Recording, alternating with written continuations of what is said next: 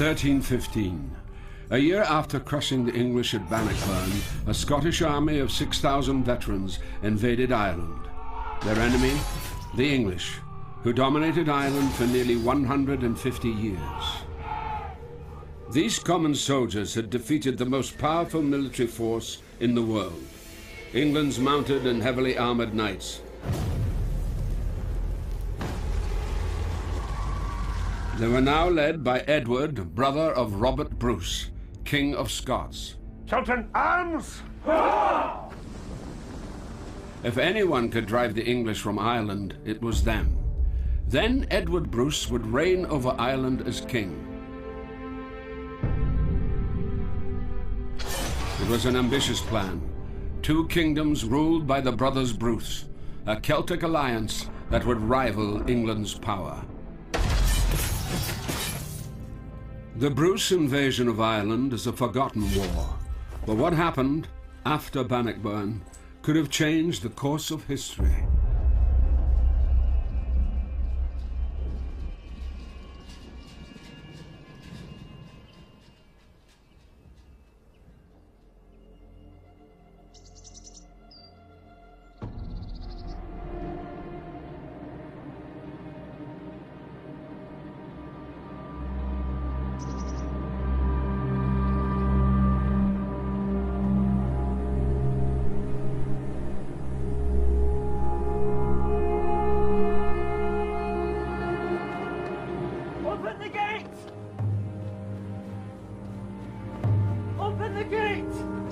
Open again!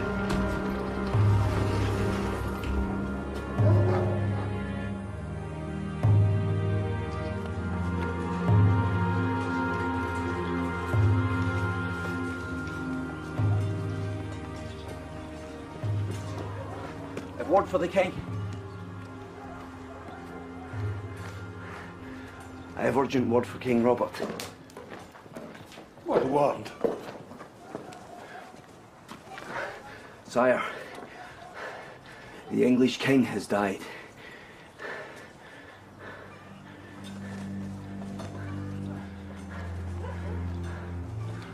I beheld these brothers of boundless ambition, with whom no obligations were binding, no oaths sacred, and no promises regarded that interfered with their goal of freedom for their country.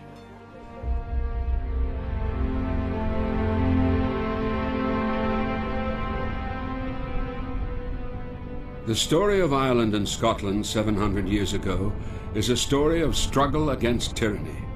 At this time, the Celtic nations were pitted against a ruthless enemy that seemed determined to subdue every inch of Britain and Ireland.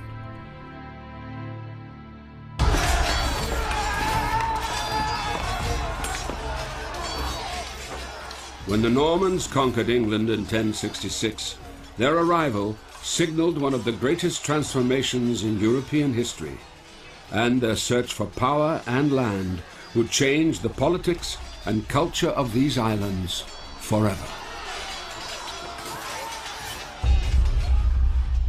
The Normans come from northern France, where they have been used to building castles and training as heavy cavalry. They bring that military technology with them when they conquer England in 1066, and they carry on bringing it with them when they move into Scotland and as conquerors into Wales and Ireland.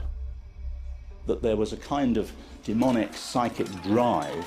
They seem to have the urge to dominate.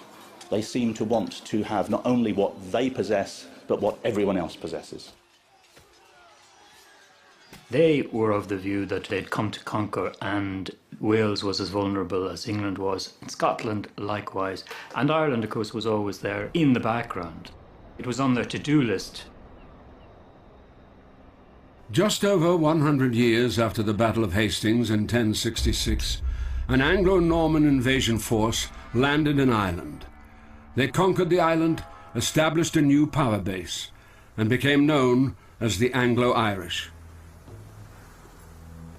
Most native Irish kings had no option but to submit to these powerful newcomers. But many resented the new presence in their country and never truly accepted the English king as their monarch. in the late 12th century, what began to happen in the hundreds of years after was essentially two different societies coexisted. So you had Gaelic society and Norman, or what became Anglo-Irish. What fascinates me about Gaelic Ireland, about medieval Ireland, is the fact that you have two distinct societies in many ways. So I could travel from Dublin up to, say, O'Neill in Ulster, and it would be like leaving one world for another. It's essentially two alien societies. So that's the fascination, which you don't get in a lot of other countries in the Middle Ages. The thing about Ireland in the Middle Ages, which is not true of Scotland, is that Ireland was a very polar society. You know, that you had the native Irish and you had the English of Ireland, and they were two nations. They believed each other to be polar extremes. As far as the English were concerned, they had good reason to despise the Irish. After they first conquered the country, they brought with them a chronicler, Gerald of Wales, who described what he saw as the savage and uncivilized conduct of the native people. The Irish are a rude people, subsisting on the produce of their cattle only, and living themselves like beasts. A people that has not yet departed from the primitive habits of pastoral life.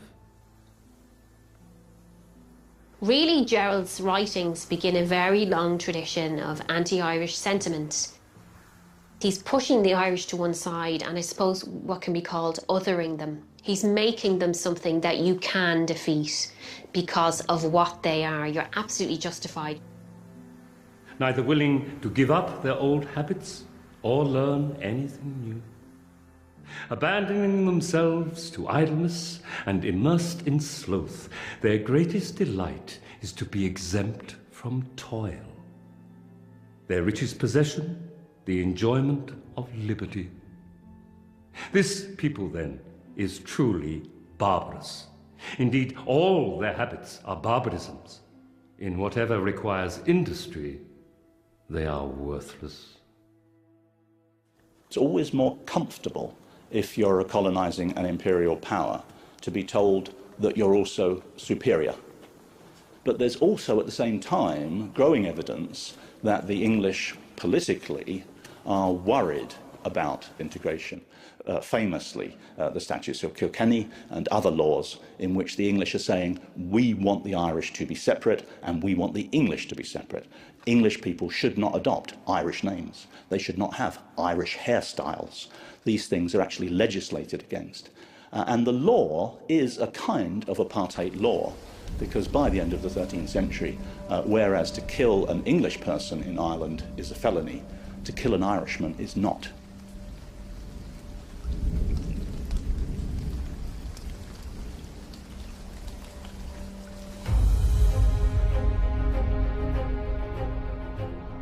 The native Irish felt a much closer affinity with their Celtic cousins in Scotland. The two countries had a shared history that dated back many centuries. In this shared history, it was the Irish who were the aggressors and colonizers. From around the 3rd century AD, they conquered large parts of their neighbor to the northeast. The Scots were originally Irish. They came and settled in what is now Scotland very early in the Middle Ages. The kingdom of the Scots was originally an Irish kingdom, Dalriata, Gaelic speaking. And up until, say, about the year 1000, when you said the word Scot, you meant someone from Ireland. The first Irish people that we know of who settled in Scotland, they were conquerors. You know, we tend to think, of course, ourselves in Ireland as being on the receiving end all the time of conquest. But these people from Dalriata who settled on the western seaboard of Scotland came to conquer land. But when that became like a little province of Ireland, separated from Ireland by the North Channel, the Irish Church spread there as well. The invaders carried a sword in one hand and a Bible in the other. St. Columba and other Irish monks helped to bring Christianity to Scotland. People who came over to Scotland, like famous examples like Columcille, Columba, were members of Irish dynasties. The kings of Scots were descended from Irish royalty.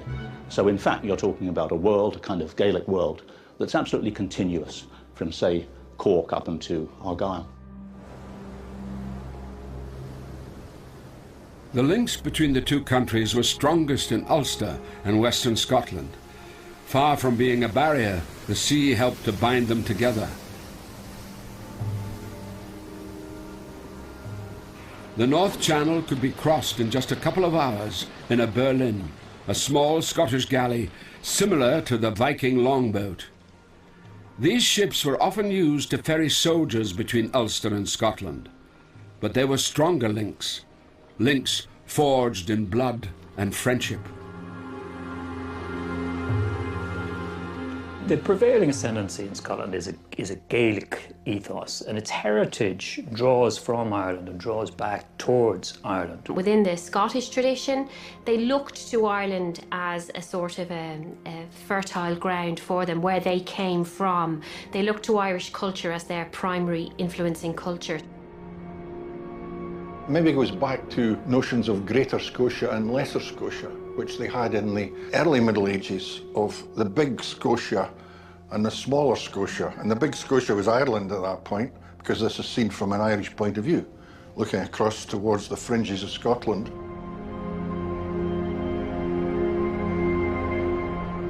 Of course, the other thing which brings the two nations together very strongly is genealogy. And so many of the Highland clans, for example, well, in a nutshell, trace themselves back to Neil and the Nine Hostages and these characters. Brian Boru, if they can. That's another thing which is kind of an awareness, a binding together, if you like, of the peoples on both sides of the Channel. At their nearest point, Scotland and Ireland are just 12 miles apart. An exercise I sometimes do with my students is to turn the usual map of the British Isles on its side, point to Turnberry and say, there's the heart of the Bruce Lordship. Now look at it. And you see Ireland and the Western Isles, the Scottish coast, the northwestern English coast in a very different light, a different way of understanding it. If you went from a royal court in Ireland to a royal court in Scotland in the early Middle Ages, you wouldn't have noticed a difference. The language would have been the same, the culture would have been the same, the stories that would have been told would have been the same, and in fact, in some cases, the families would have been the same. When faced with the Anglo-Normans, the Scots had one major advantage over the Irish. The Irish did not have an undisputed high king. Scotland, on the other hand, was ruled by a single, decisive monarch. Rather than sit back and wait to be conquered, David I of Scotland invited the Anglo-Normans in. He allowed some Norman lords to settle in the country, relying on them to safeguard his authority. The greatest of these lords took his name from the small town near Cherbourg where his family originated, Bree, or Bruce. The most famous of all Scottish kings sprang from this lineage. His name was Robert Bruce, and he was not just of Norman stock. His father's marriage to the Countess of Carrick had injected Celtic blood into the Bruce line. His mother, after all, was Countess of Carrick in her own right.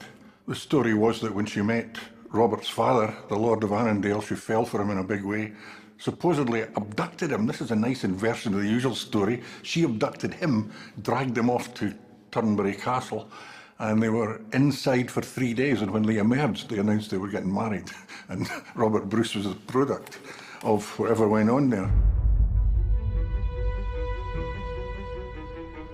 Carrick was part of Galloway. It was the northern part of Galloway, and it was definitely Gaelic-speaking quite a long time after the reign of Robert Bruce. So he was raised very much in a kind of Celtic or Gaelic-speaking area, if you like, of Scotland. This, you could say, is what really makes Robert Bruce and Edward and all the other brothers real hybrids, if you like, real sons of many kingdoms. I've come increasingly to think of it kind of as a search for place for Bruce. I think he's brought up by his grandfather and his father, as are probably his brothers as well, to expect some level of royal status, some enhanced level of political standing. Robert had a strong claim to be King of Scotland, but he was not the only claimant. In 1302, he strengthened his position by marrying Elizabeth, the daughter of Richard de Burgh, the Earl of Ulster, and one of the most powerful Anglo-Irish leaders. Because Richard de Burgh had a very eligible daughter in Elizabeth, who grew up here at Greencastle, there's a certain amount of matchmaking, we think, that Edward I and his basically one of his best friends, Richard de Burgh, said, well, we'll cobble together a marriage arrangement between Robert Bruce and Elizabeth de Burgh. It's possible the marriage is dangled as a sort of carrot by Edward I himself. It's a way, from his point of view, of getting a leading lord of southwestern Scotland, part of that Irish Sea world, as an ally of the de Burgh Earl of Ulster and stabilising the Irish situation. Edward had had ambitions in Scotland since the death of the heir to the Scottish throne in 1290. Edward I was an extremely successful, ambitious and ruthless monarch. And when he came to the moment in circa 1290, when he thinks that he can establish once and for all that he is overlord of Scotland, he doesn't stop for a moment in asserting that claim. He's turning it into another Ireland, another Wales, a land, not a realm. And I think that quite quickly turns him into a very strong figure of hate. There's now a difference between a Scot and an Englishman, and Edward kind of marks it. The characteristics which the Scots later really like to label the English with of being arrogant, presumptuous, overconfident, are first and foremost attributed to Edward himself. Edward's attitude caused a rebellion by the Scots. A young patriot named William Wallace waged a desperate guerrilla war against the English takeover. Robert Bruce hedged his bets. He supported Wallace. Then he supported Edward. But foremost in his mind was his own claim to the Scottish throne.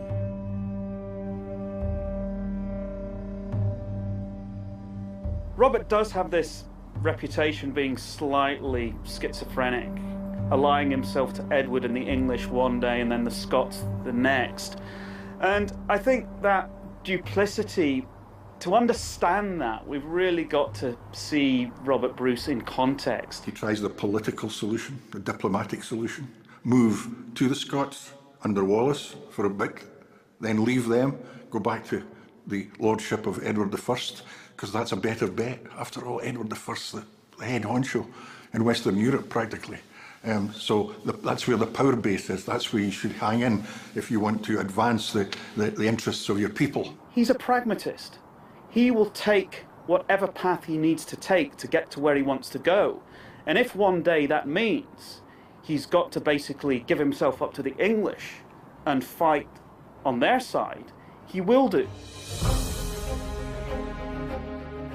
In 1307, Robert Bruce met his main rival for the Scottish throne, John Comyn, at Greyfriars Abbey in Dumfries. An event took place that shaped the future of Scotland forever. He rode there at once and met with Sir John Comyn in the Greyfriars at the high altar. In a mocking manner he showed him the indenture, and then with a knife took his life on that very spot. Because of it, such great misfortune befell him. The killing of Comyn is a real puzzle in terms of where the church stood. Because we have to understand that when Bruce killed Comyn, he did it at the altar of the Church of the Greyfriars in Dumfries. And when you kill somebody in hot blood at the altar, you're automatically excommunicated. So it's surprising then that Bruce seems to have garnished so much support from the Scottish Church.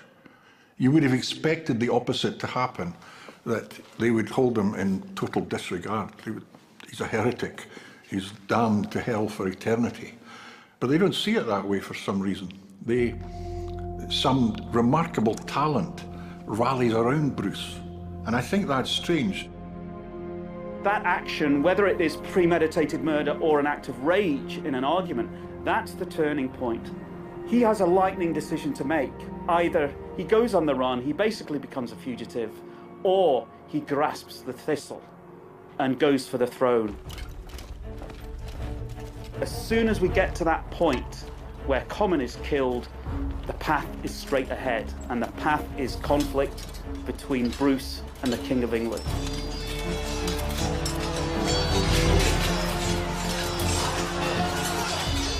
With the support of the Scottish Church, Robert had himself crowned King of Scots. But Edward I moved quickly to crush the upstart king. He captured several members of the Bruce family and had them killed or imprisoned. Robert's wife, Elizabeth de Burgh, was taken captive. Robert was now a hunted man. With his followers reduced to only a small band of men, he fled to the Western Isles of Scotland.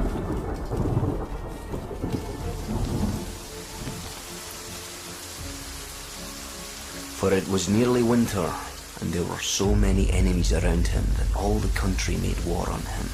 Such dreadful misfortunes tested him then, like hunger, cold and cutting rain, that no one alive can tell it all.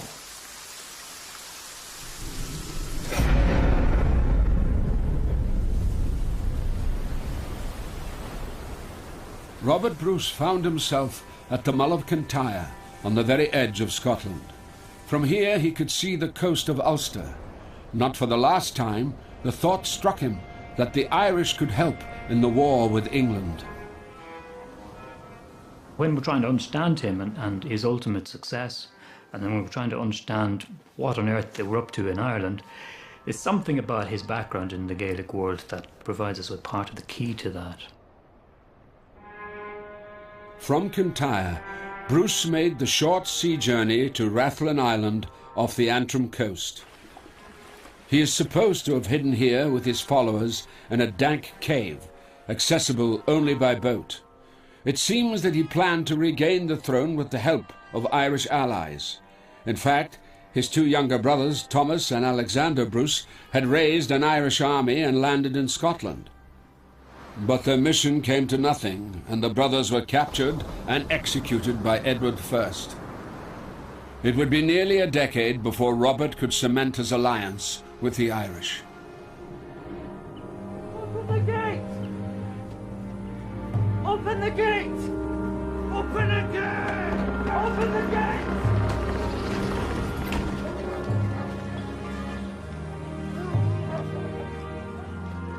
In July 1307, Edward I died, and in a single stroke, the greatest obstacle to Scottish freedom was removed. Shortly before he dies, Edward has a couple of English friars executed for stating that Robert Bruce is the subject of the prophecies of Merlin. And that means that Robert Bruce is a second King Arthur, that his destiny is to unite Wales and Ireland and Scotland against England and drive the hated English dragon back into the North Sea whence it came. King Edward I would be long remembered as the most ruthless and vindictive foe ever faced by Scotland. His tomb in Westminster Abbey was inscribed with the words Scotorium Malleus, Hammer of the Scots. But his son, who now succeeded him as Edward II, would prove to be a much less formidable opponent.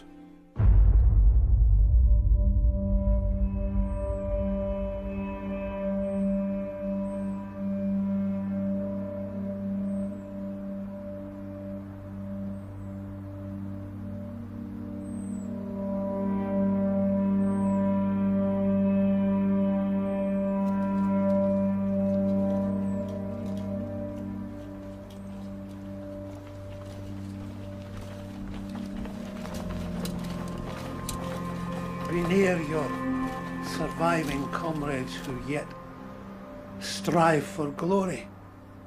Inspire us to emulate your actions, that our efforts may prove glorious.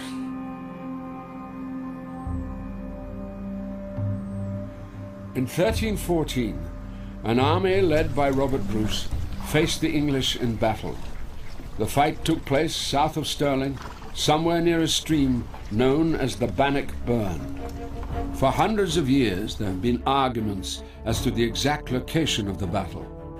In 2013, military historian and archaeologist Tony Pollard spent a year searching and eventually locating the site of the most important battle in Scottish history.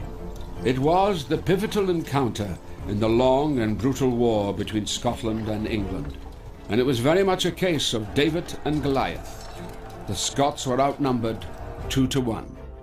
Leading up to the battle, Edward had been in command of the siege of Stirling Castle. And it's that siege that brings about the battle. It's that siege that coaxes the English army north. So you've got these three massive divisions of well-trained men delivering a massive victory of the common man, really. These are men on foot. Many of these men are just commoners. They're farmers. They're people from the town. And it must have been incredibly demeaning for the English, who have at the heart of their army the nobility. Men on expensive horses wearing state-of-the-art armour. They're literally brought to their knees. The Scots absolutely wipe the floor with them. It's an absolute disaster for the English and a huge triumph for the Scots.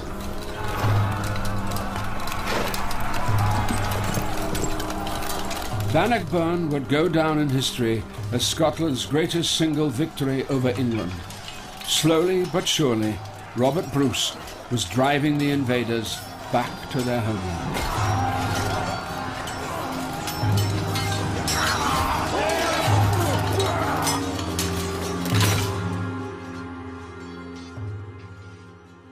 There has been a tendency for Scottish historians to ignore the aftermath of Bannockburn. It really should be the wonderful climax to Bruce's career, and he has to drip on for another, 16 years before the English actually recognise his title as King of Scots. Robert Bruce wanted the English to recognise the independence of Scotland. That didn't change. But he also wanted one thing more than that, of course. He wanted them to recognise the independence of Scotland with him as its king. And that didn't change one iota after Bannockburn. So, he was probably scratching his head trying to figure out what he might do next. This must have been very, very depressing. And it seems to be one of the reasons why he has to open up new fronts in the war with the English after Bannockburn. Despite the great Scottish victory, there was another crucial chapter in the story of the war against the English. But this part of the tale would be told not in Scotland, but in Ireland. The Anglo-Irish colonists in the country would have been devastated by the news that this upstart Scot had defeated their king, and I'm pretty sure that nearly everyone in Gaelic Ireland would have thought it was bloody good news.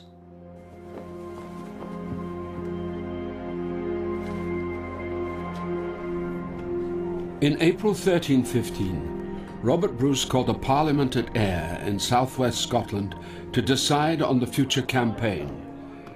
It has always been thought that it was from here that Robert Bruce sent forth a famous appeal to the Irish. The King sends greetings to all the kings of Ireland, to the prelates and clergy, and to the inhabitants of all Ireland, his friends. Whereas we and you, and our people and your people, free since ancient times, share the same national ancestry, and are urged to come together more eagerly and joyfully in friendship by a common language and by common custom. It was only discovered in the 1950s or thereabouts. It's a tremendously interesting letter from Robert Bruce, and it's a very kind of a potent call to the Irish to join forces with the Scots. It's an appeal to some kind of ancient bond between the two.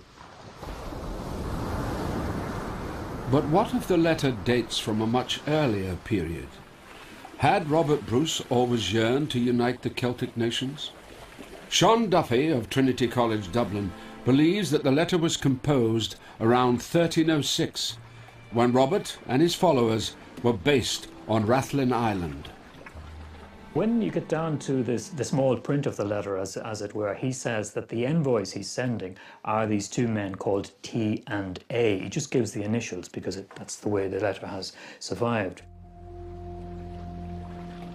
It's pretty certain that that letter that Robert sent, the envoys mentioned in it are his brothers Thomas and Alexander, and so it belongs in the winter of 1306 to 7, when he was in a lot of trouble and he was hanging on by his fingernails to the throne of Scotland, and he wanted an Irish alliance to join sides with him against the English. We have sent you our beloved kinsman, the bearer of this letter, to negotiate with you in our name about permanently strengthening and maintaining inviolate the special friendship between us and you, so that with God's will, our nation may be able to recover her ancient liberty. And there's a tendency by some people to think that Robert Bruce, because he's from a predominantly Anglo-Norman background, that this must be pure cynicism on his part, and, you know, because how could he dare talk about our nation, the Scots and Irish nation, and our common language, as if he was a Gaelic speaker and imbued with all things Gaelic. The letter is genuine. It seems to me the letter was sent by Robert right at the start of his reign. It seems to me it won a lot of backing for him in Ireland, and I think therefore we have to accept that there was a Gaelic side to Robert Bruce's character. I think the existence of this document, and I think Sean's right in this actually, does imply very much that there's some understanding before the letter, if you like, some sense of what may be a natio, a nation. That's very powerful. This is a statement, if you like, if there's such a thing, of kind of Gaelic nationality, if you could call it such. The trouble is, the danger here is whether we can use words to describe concepts in the past where they didn't have words for them themselves. This is our problem. So if nationalism is a word that doesn't come into the English language until the 19th century, can we apply it to people who are living in the 13th or the 14th centuries?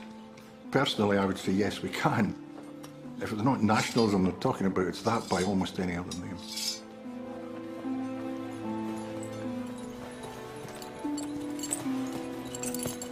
During one long winter on Rathlin Island, I dreamed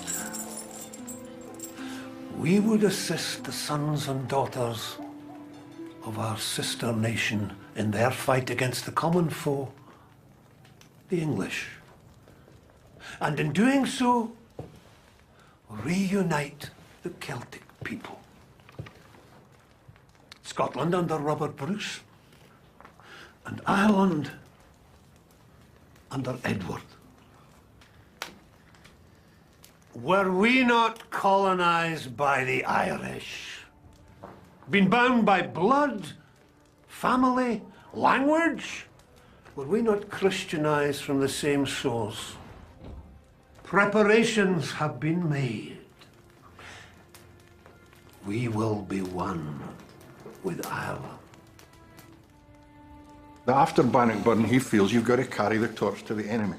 This was Bruce's #1 weapon in trying to get some sense out of the English kings to recognise the legitimacy of his kingship.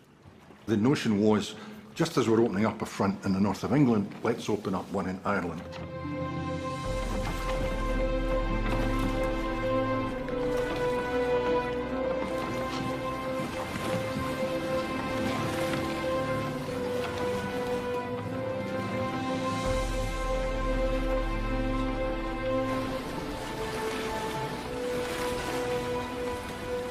Assembling to himself men of great courage. Then he took ship at Ayr in the following month of May, and took his way straight to Ireland. They have undertaken a great project when, with so few as they were there, they prepared to conquer all Ireland, where they would see many thousands come armed to fight against them. But although few, they were brave. Battlefield archaeologist Tony Pollard was born in England, but his grandparents are from Ireland and he lives and works in Scotland. He's a living example of the close links between the three countries, and he's fascinated by the incredible events that brought them together in bloody conflict 700 years ago. Today, Larne Harbour is the most important port between Ireland and Scotland on the Irish side. In 1315, this would have been the place where Edward Bruce's Scottish army came together after landing on the beaches all the way up and down this coast. Around 6,000 men carried in 300 boats, it said, and these boats were Berlins. They were West Highland galleys, and they would have plied a daily trade between here and Scotland and up and down the west coast of Scotland. They wouldn't have been an uncommon sight. But to have been on the hills behind us and seen 300 of these heading towards these shores must have been incredibly daunting.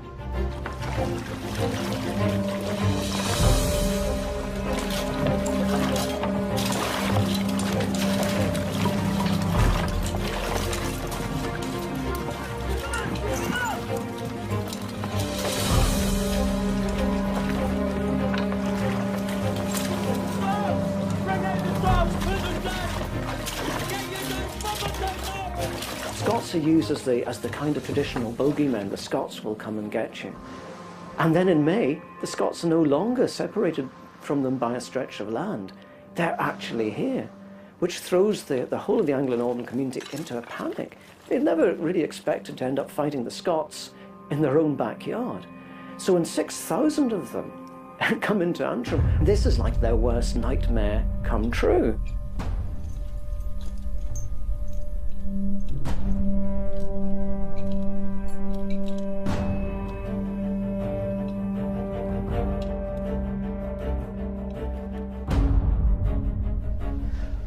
And the thing is now, Tony, do you see what's over there? That? How close? Ailsa Craig? Yeah. So that's Scotland? It's Scotland. We're on the hill just above the town of Larne on the coast, and this is said to be the site of the first battle of the campaign. Absolutely, Tony. This is where Sir Thomas Mandeville gathers all the Norman lords from Ulster, the Bissets, the Savages, the Logans, gathers them here, concentrates, because you can see Larne over there.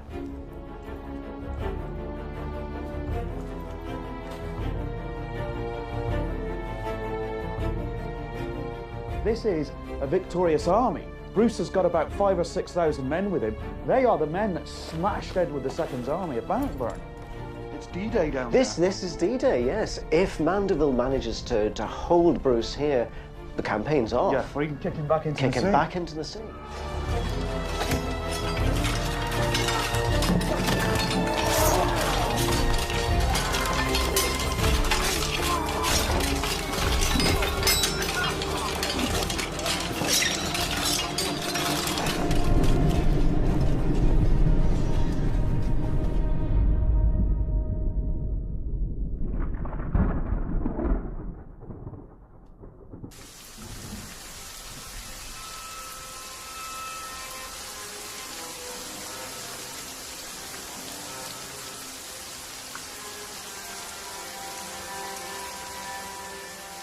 Edward Bruce knew that he could count on certain allies in Ireland. First and foremost was Donald O'Neill, the King of Tyrone, who had pledged to support the Scots. Robert had made able preparations, but we would have no success in Ireland without the help of the Irish families. Their attitude towards him was the pivot on which all his plans were based. Donald O'Neill was a descendant of the ancient High Kings of Ireland. He was in no doubt about his own royal blood and his own place at the apex of the pyramid of power in Gaelic Ireland. The problem was, though, for him that many other Irish people rejected his claim to be High King. If you were a descendant of Brian Boru, you weren't necessarily convinced that it was O'Neill's ancestors who had a monopoly on the High Kingship. He was a realist who recognised that his own interests could be served best if they could all unite behind another figure. Sure, he was into it for what he could get out of it, like all politicians and like all powerful men. Though the Irish hut be poor, and though our feast be small, he sees his little lot as the lot of all.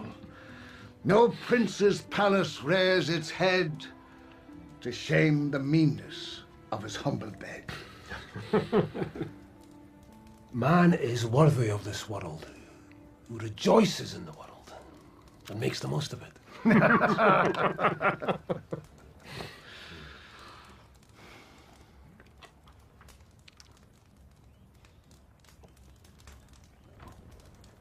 The English king and the English lords born in Ireland have heartlessly inflicted cruel injuries on us and on our ancestors.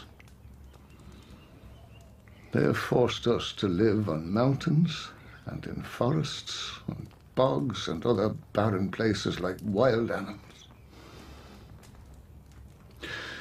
It's not just their laymen, but even some of their clergy say it is no more a sin to kill an Irishman than it is to kill a dog or other brute creature. And so we are compelled to enter into a deadly war with them. If ever thou hast occasion for assistance, to repel an invader or attack a foe, call on Scotland, whom thy hospitality is taught to be grateful, and on whose heart thy kindness has made a deep impression.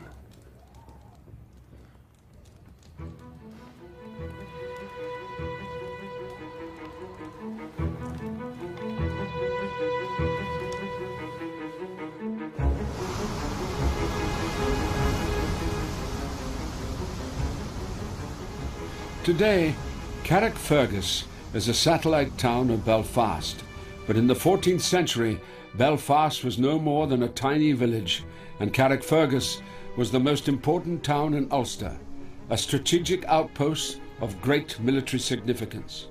It was vitally important that Edward Bruce capture it to prevent the English from landing an army there.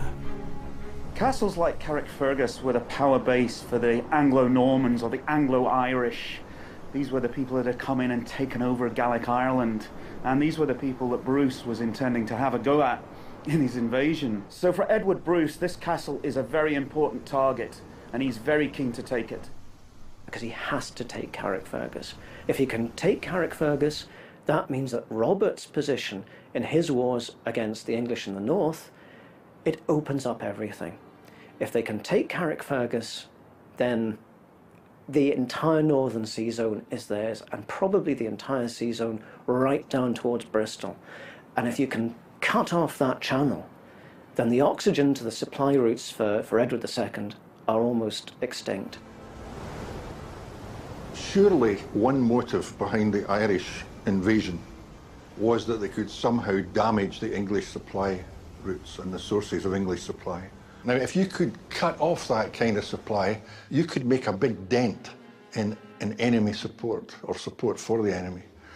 And I think Ireland's recognised to have been a very important breadbasket for the English. The Scots took Carrickfergus town without much difficulty.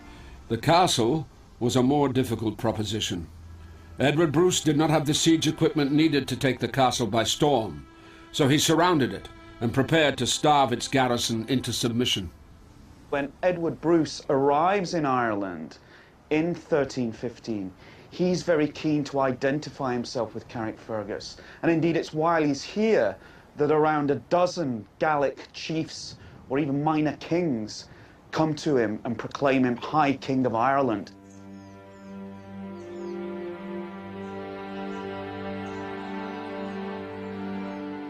Then all the kings of the Irishry came to Sir Edward and did their homage to him.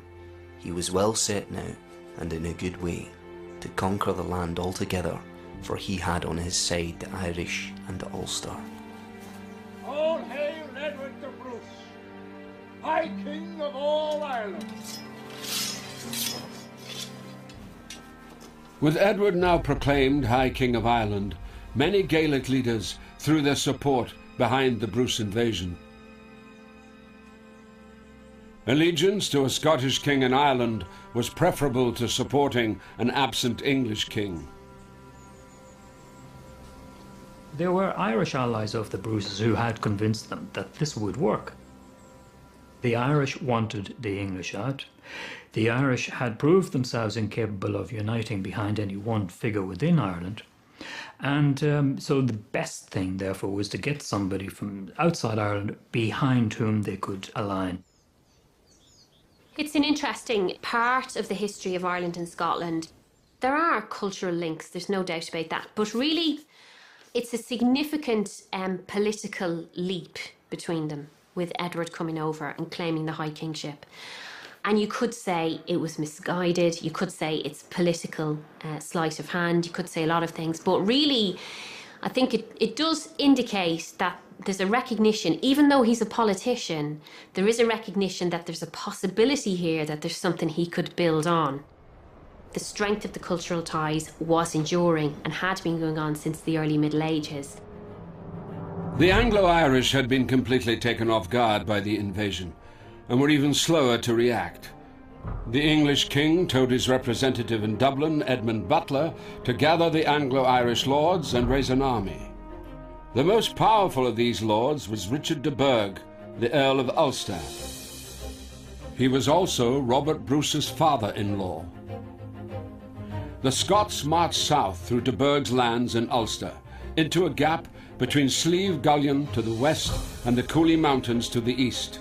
This area is known as the Moiri Pass, and to this day it is an important corridor between Ireland north and south. Edward Bruce was now being guided into Leinster by people who had old scores to settle with local Anglo-Norman lords. The most notorious Anglo-Norman family was the de Verdons, who held extensive estates in the Meath and Louth areas.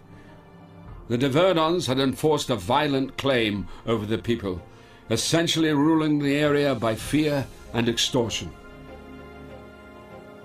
This was a de Verdon castle, and they were to be really quite important players in the fight against the Scottish invasion.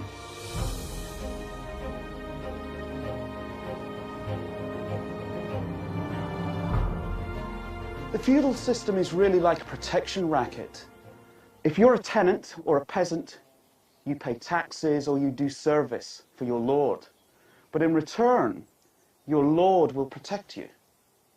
And that's what this castle is designed to do, is to symbolize that power and that ability to protect. But it doesn't really work. Bruce comes down from Ulster with his army. He takes one look at this and very sensibly thinks, we're already tied up with one siege at Carrickfergus. This place looks pretty impregnable. We'll give it a swerve. So they just leave it. But there's more than one way to skin a cat. And what they do is they burn the nearby town of Dundalk. And that demonstrates to the local population that their lords and masters no longer have the ability to protect them. And it does exactly what taking that castle would do, but it's much easier.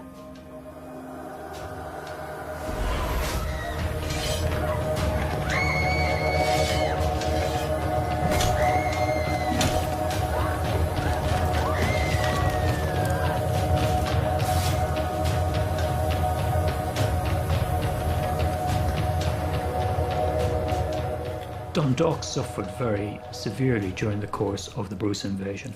Not indiscriminately. I believe it was because it was held by the de Verdons. If you look at all the places they attack, there's usually a local political reason for it. It's not some kind of indiscriminate, carpet bombing of Ireland by them. Unless the King of England invades Scotland again, the Scots will try to conquer Ireland this winter, and the Irish of Ireland will help them.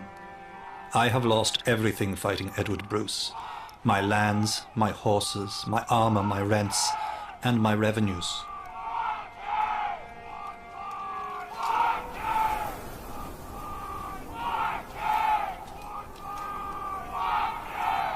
There was very little concerted opposition to Edward Bruce to begin with, but by the end of his first summer in Ireland, the government was beginning to get its act together, and it realised they would have to get an army and march after him and try and meet him in the field.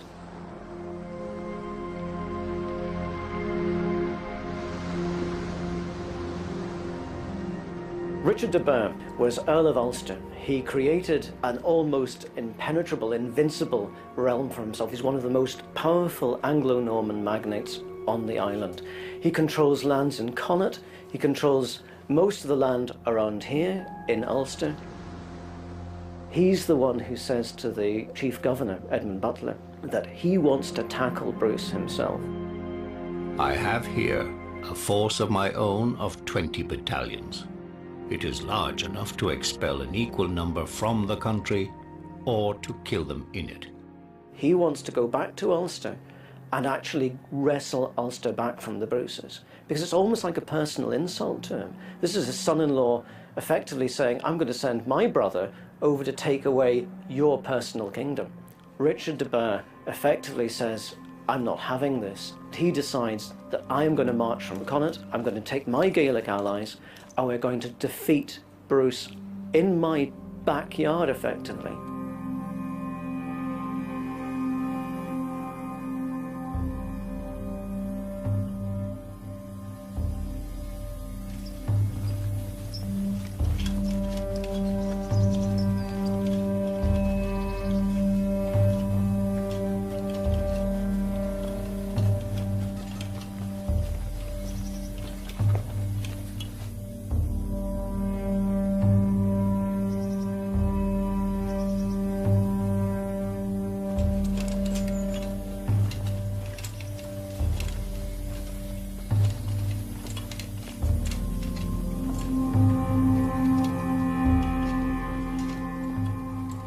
Looking at this site, do you think this bit's a bit more prehistoric than the sites across the way? Or? I can see a big stone wall over there. I know, that looks extremely interesting.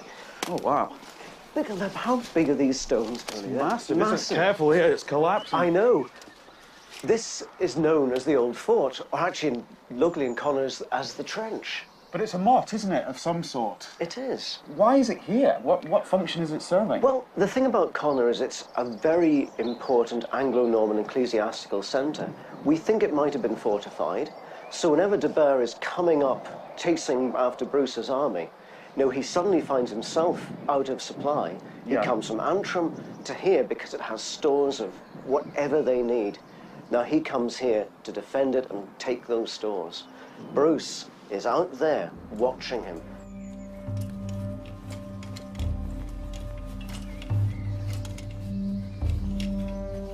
De Burgh comes up here with an Irish ally, Phelim O'Connor. Phelim O'Connor, however, halfway through this campaign of chasing up to Coleraine, goes back down to Connaught. So de Burgh is actually left high and dry. Sir Philip Mowbray actually organises Scots to go and wave banners and taunts the Anglo-Normans to come out and chase him, De Burgh sees the banners and they go out in that direction and they're hit in the flank, and then Bruce sees the battle and suddenly joins in. They refer to this battle as being one of the bloodiest of the campaigns. The field is wet with blood. He says, as an archaeologist, this is really interesting. He says, the field was wholly covered by weapons, arms, and dead men.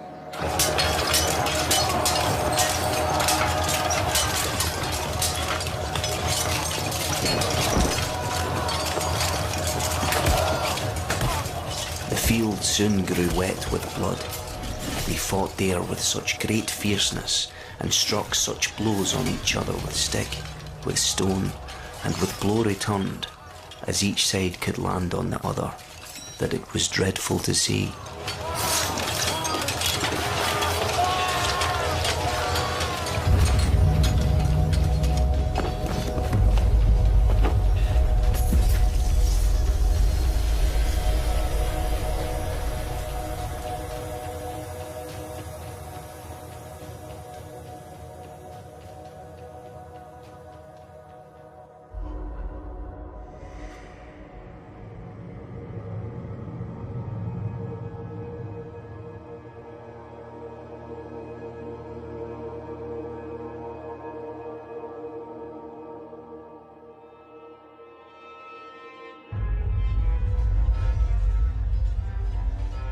De Burgh is the most powerful lord in Ireland.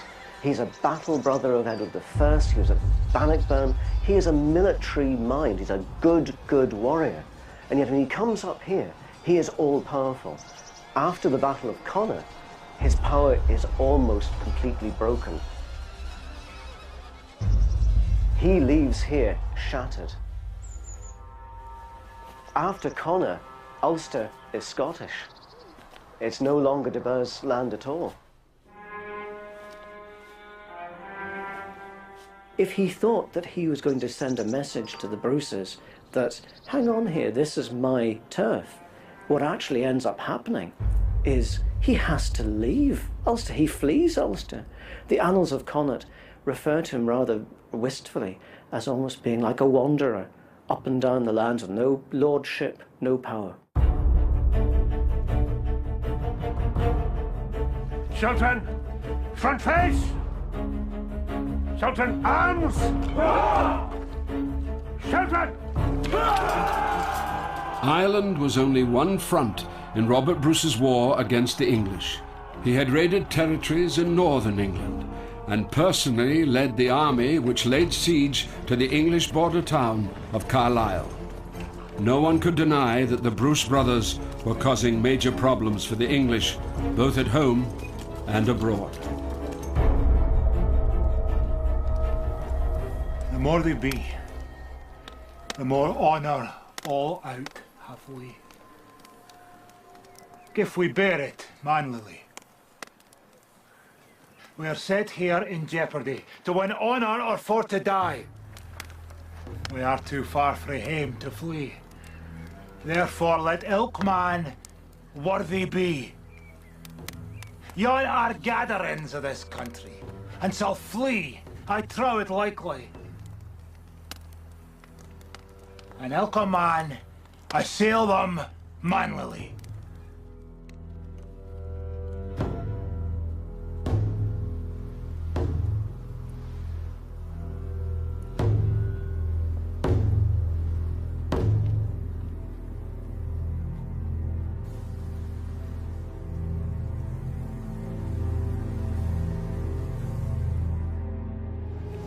But if the judgment of heaven is called down on me and my people, what is to become of us?